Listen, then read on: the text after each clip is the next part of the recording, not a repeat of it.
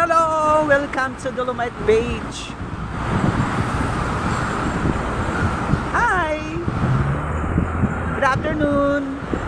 Ayan po, napakaaliwalas po ng ating kapaligiran. So, as of now, nandito po ako ngayon sa Dolomite Beach. Grabe, ang ganda! Ang ganda, guys, tingnan mo.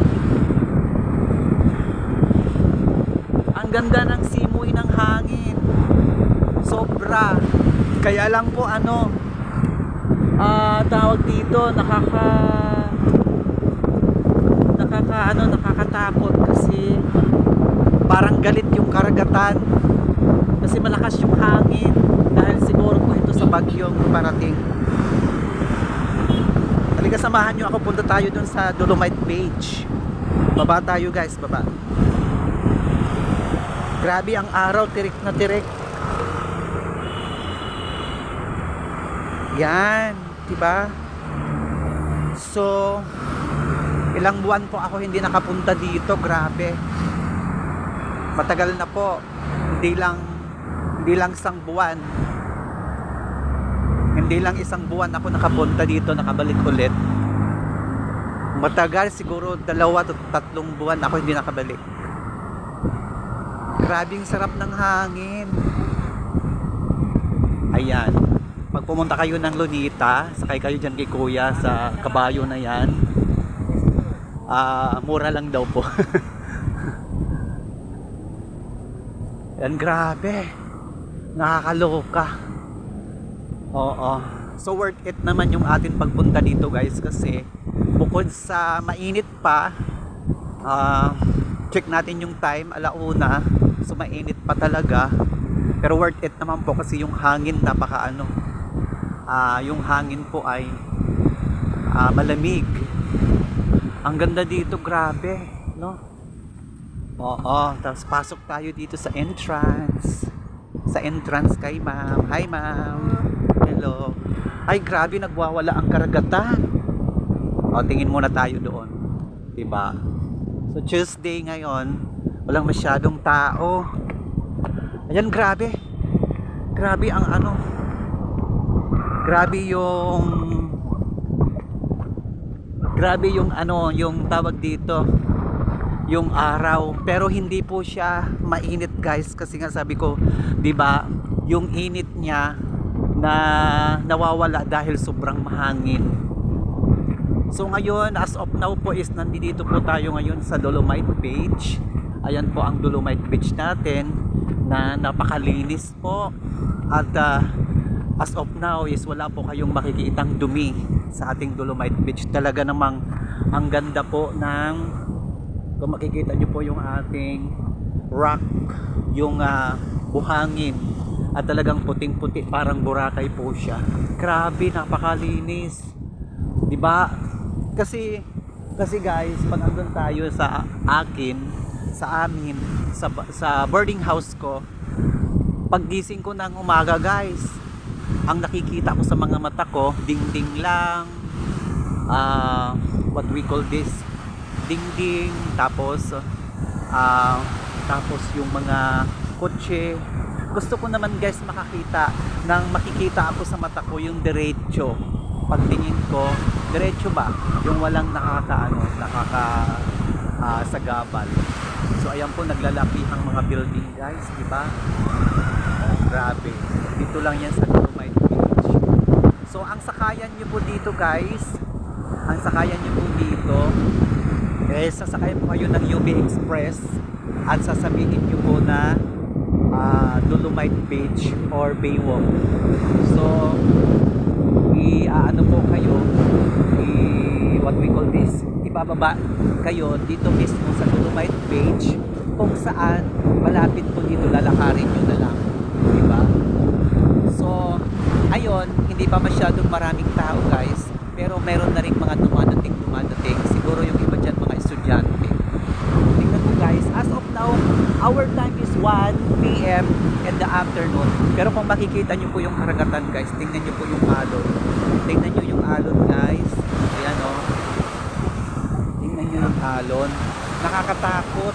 Malakas po yung alon ngayon guys, tingnan nyo po. Ayan, ganyan po siya. Ayan po yung alon.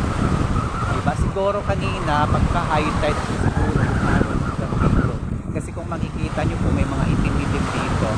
Ayan, ito po yung linya ata ng alon, yung line ng alon, yung bagsak ng alon niya. So as of now po,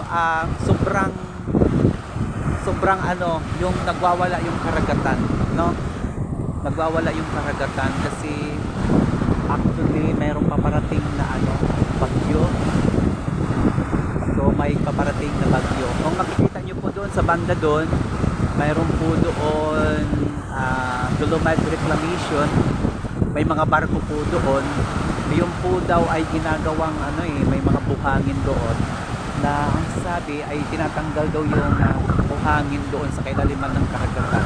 Pagkatapos sinasala nila at yun daw po yung parang what we call this dip, inaano dyan nilalagay. So ayan na po siya, no? Sana matapos na kung ano man yun guys. Pero anyway, andito tayo para mag-enjoy at para mawala po yung ating problems. Kasi meron po tayong mga problems sa isa. Meron po tayong mga iniisip. Meron po tayong mga what we call this, mga minumuni-muni sa ating buhay. So ayan po, kung pupunta po tayo dito sa Dolomite Beach po guys, is mawawala po ang iyong problema pansamantala.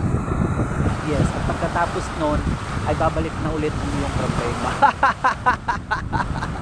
Ganun lang naman ang buhay eh. Yes guys, ganun lang naman ang buhay. Well, kailangan lang natin talaga dito sa Dolomite Beach is mapanatili natin yung kaayusan, yung kalinisan. At kailangan malinis lang lagi para sa susunod na generation natin na makakakisnan nila. Ayan po, kung makikita nyo po, may mga lumilipad na mga tawag dito, yung mga ibon. Ibig sabihin, kapag po ay may lumipad na ibon guys, is malinis po yung ating karagatan at wala pong dumi kasi wala naman pong lilipad ng mga ibon kung madumi po yung ating karagatan. Ayan po yung araw guys, grabe. Pero sabi ko nga, hindi po siya mainit.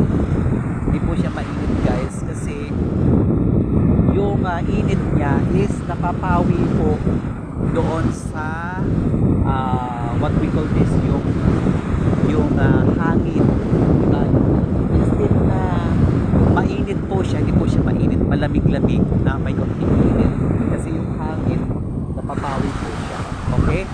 At pinakamaganda po dito guys, pag pumunta kayo dito, isama nyo na po ang iyong pamilya or isama nyo na po ang iyong mga pamangkin, mga ganun guys, isama nyo po. At punta po kayo dito, lalong-lalo na po yung mga pamangkin ninyo na may mga hika. Diba? Yung, actually, I am planning to dadalhin ko actually yung aking pamangkin dito pag mayroon akong time. Oo, na mahaba kasi meron siyang meron siyang what we call this, mayroon siyang asthma. So pag mayroon asthma or asthmatic ang iyong pamangkin or else kayo po ay mayroon po kayong asthma, is pwede po kayong pumunta dito kasi yung hangin na nanggagaling sa karagatan at yung singaw ng dagat ay nakakaganda po yun sa ating immune system para po mapos or mapalakas yung ating immune system para po mawala yung ating asthma. Importante po yun. Mostly po mas maganda doon kayo sa dagat mismo na magbabad kasi well, doon sa amin sa probinsya sa Eastern Samar guys, kasi ako taga Eastern Samar ako, is mayroong doon dagat kasi maraming mga dagat guys doon, maraming dagat at pwede po kayo doon maligo, yung mga tubig-tubig no, sa mga bato-bato, pwede po kayo magbabad. Pinakamaganda po doon magbabad, talagang matatanggal po ang asthma ninyo at yung skin problem, yung mga kati-kati matatanggal po yun. Napakalaking tulong po ng karagatan as in. Well, minsan dito guys maraming tao. Oo, minsan maraming tao. Yes, maraming tao dito. Minsan naman konti, minsan sakto lang, mga ganun. Kasi guys, yung iba may mga trabaho. may mga trabaho sila, tapos meron silang mga ginagawa sa araw-araw. So hindi sila lagi available, diba? So yung available lang po, kung pwede kayo magpunta dito, magpunta na po kayo. As in, nakakawala po ng problema, nakakawala po ng lungkot, nakakawala ng lahat ng mga hinaing mo sa buhay. Dito ka magmuni-muni, diba? So may nakasulat po dito na welcome home. Siguro galing po sa ibang bansa. Ayan, yan guys, nasulat. Welcome home. Siguro galing yan ng ibang bansa na umuwi dito sa Pilipinas, kaya wini-welcome niya ang kanyang sarili. Diba? So napakaganda po, diba guys? Oh, yan. So guys, i-upload ko po ito mamaya-maya pag uwi ko po sa bahay. I-upload ko po ito, hindi ko na po ito i-edit kasi maganda naman yung ating video at saka malinaw naman po. And ang makakapanood ito kung bago pa lang po kayo sa aming channel, please like, share, and subscribe. Please like, share, and subscribe. And then i-share nyo na po, i-like nyo, subscribe nyo, at pinutin nyo po ang bell notification for the next upload para ma-notify po kayo at makita nyo pa po ang iba po ng i-upload.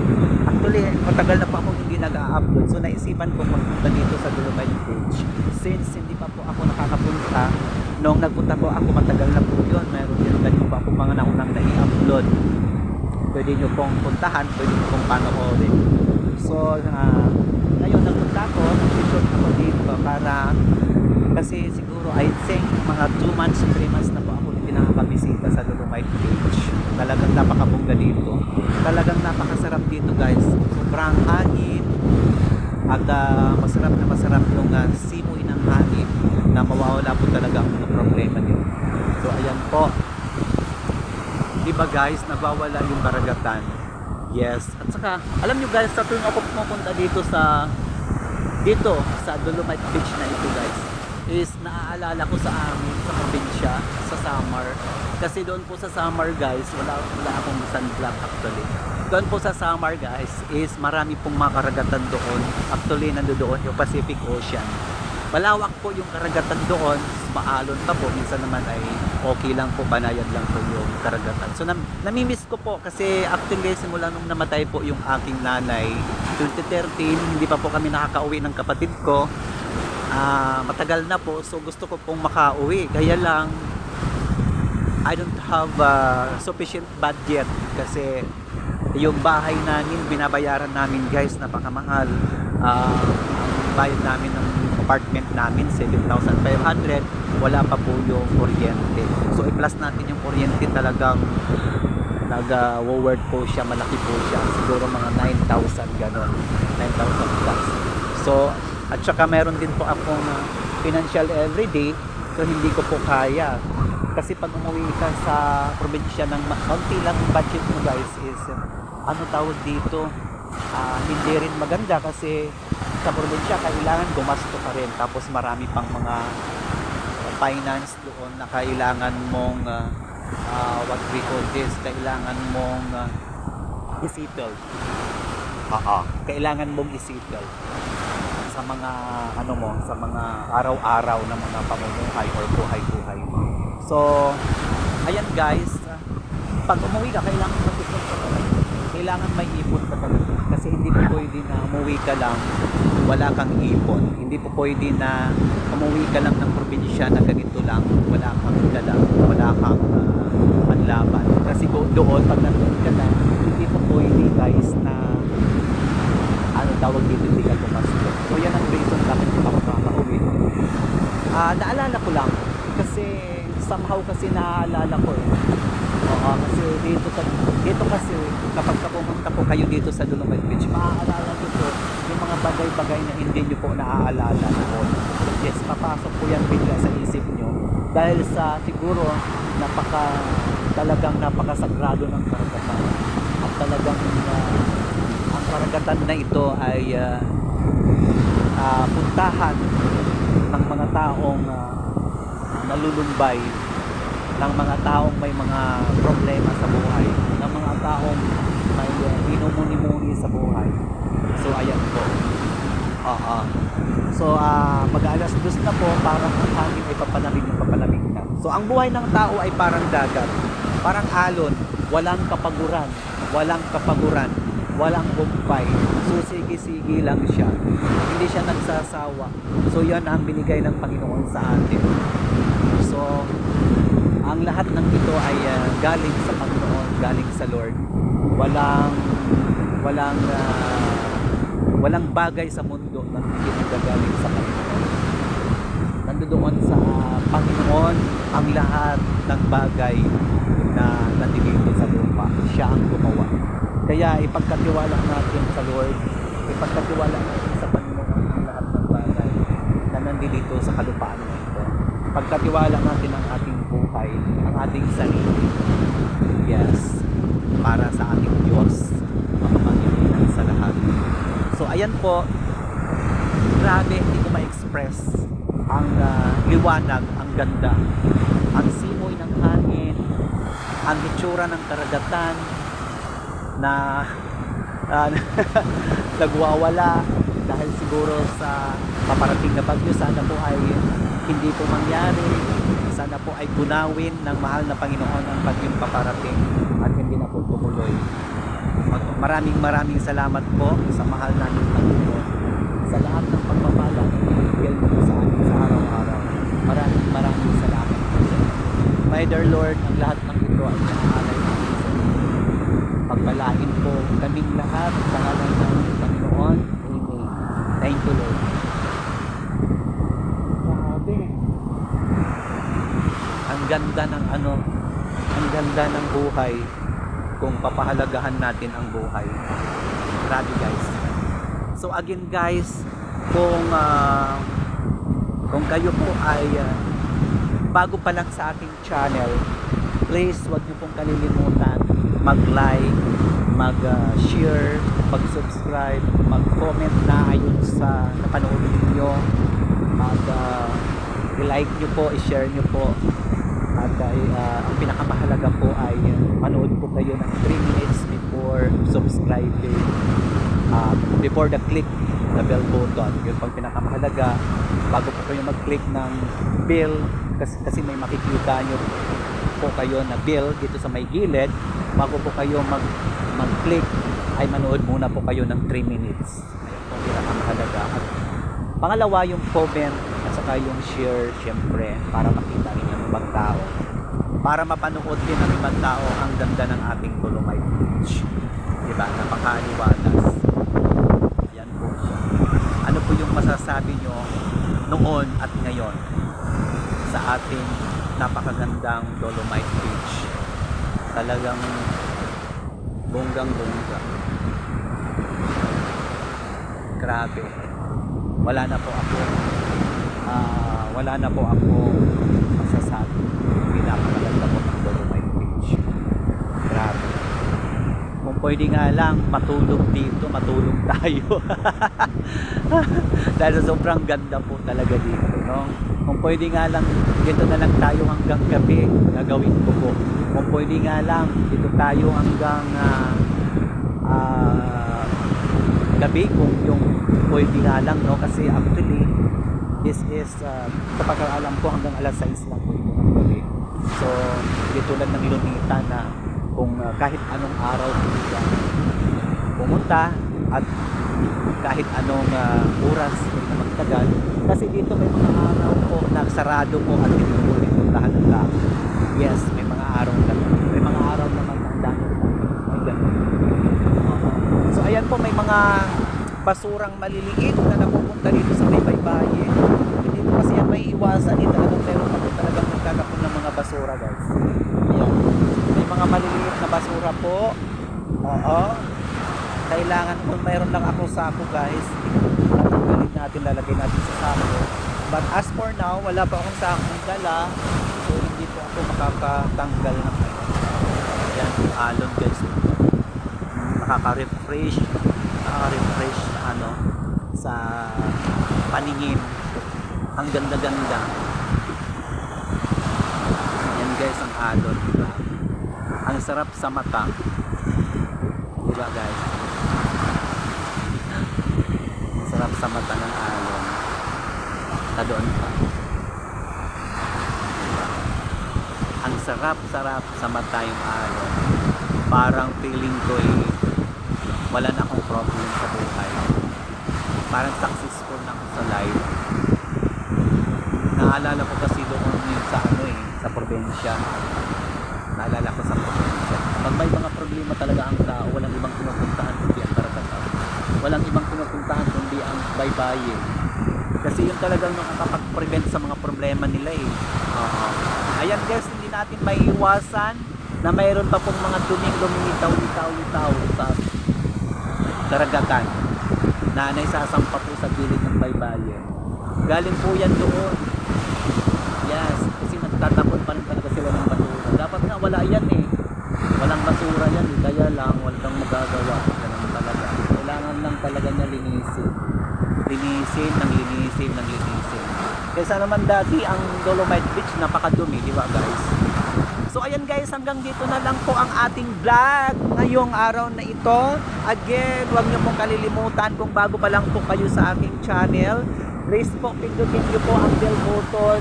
Pindutin niyo po yun, importante po yun. At bago po kayong mag-comment at mag-pindot ng bell button po ay manood po kayo ng 3 minutes before po kayo mag-bell or mag-pindot kasi importante po yun. Ayan po, mag-share kayo, mag-comment kayo, naaayon po sa napanood ninyo at sana po i-share nyo para marami pang mas makakita ng ating video at marami pa pong ma-inspire.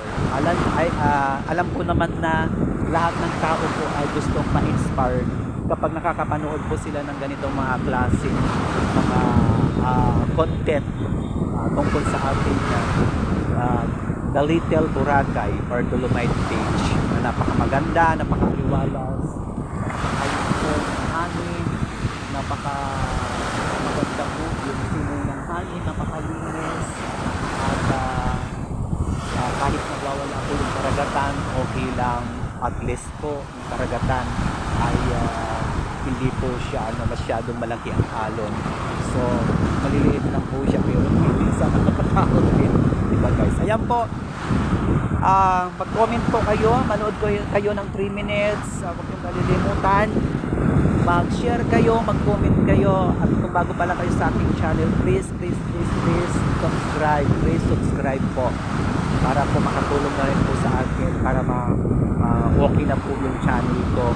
So maraming salamat po sa lahat ng mga nanood, sa lahat ng nag-subscribe, sa lahat ng mga silent subscriber, sa lahat ng mga silent YouTuber, sa mga silent watching people over there, lalong-lalo na po ang ating mga minamahal na OFW sa mansulok ng mundo. Mag-ingat po kayo, God bless po, at mahal namin po kayo. Lagi po kami mag-pray para sa inyo at tuloy lang po ang ating buhay. So maraming salamat po. Maraming salamat po. Thank you po sa lahat ng makakapanood dito. Salamat sa inyo, and of course pinapasalamatan ko po ang aking idol na si JB Brain Damage, Ate Charing ang reyna ng South Korea. Lahat po sila, maraming salamat po kasi sila po yung aking inspiration kung bakit po ito pinagpapatuloy ang ating pag-vlog, paggagawa ng content. At siyempre of course walang iba ang papasalamatan natin kundi ang ating mahal na Panginoon na siyang gumawa sa lahat na nandito sa lupa at sa buong mundo na ito. Walang iba kundi ang ating mahal na Panginoon. Maraming salamat sa Kanya na inaasa natin ang ating buhay sa Kanya. Hindi naman yung inaasa, yung ibig ko sabihin, iasa natin ang ating buhay sa Kanya, nakasama natin siya sa lahat ng mga plano ng ating buhay. Kasi without Lord, hindi natin magagawa ang mga bagay na ganito. Importante ang Panginoon sa ating buhay. So maraming salamat po. Of course, good afternoon po sa atin lahat. Mahal po namin kayo at dito na po nagtatapos ang ating video. Thank you po. And magandang hapon po sa inyo. Tuesday po ngayon, May 30, bukas 31, malapit na pong birthday ng aking pamangkin. God bless po sa atin lahat. Thank you.